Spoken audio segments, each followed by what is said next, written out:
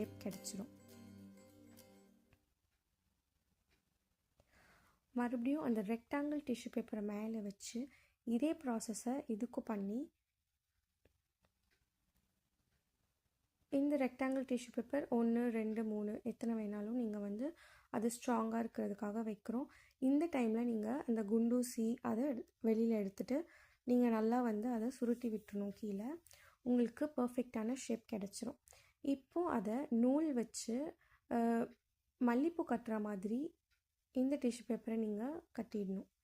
கட்டிட்டு இந்த டேப்ஸ் வந்து ஹாஸ்பிட்டல்ஸ்லலாம் கிடைக்கும். இந்த டேப்ஸை சின்னதாக வெட்டி இந்த மாதிரி கீழே ஸ்டெம் பகுதியில் வந்து இந்த டேப்பை ஃபுல்லாக ரோல் பண்ணிவிட்டு இதை பெயிண்ட் பண்ணுறதுக்கு க்ரீன் அண்ட் எல்லோ இதை மிக்ஸ் பண்ணிங்கன்னா உங்களுக்கு அந்த ஸ்டெம் கலர் கரெக்டாக கிடச்சிரும். இதை வந்து நம்ம கையிலேயே வந்து மிக்ஸ் பண்ணி பெயிண்ட் பண்ணி எடுத்துக்கலாம்.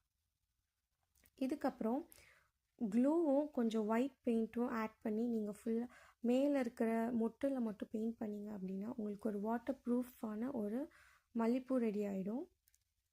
அவ்வளோதான், ரெடி.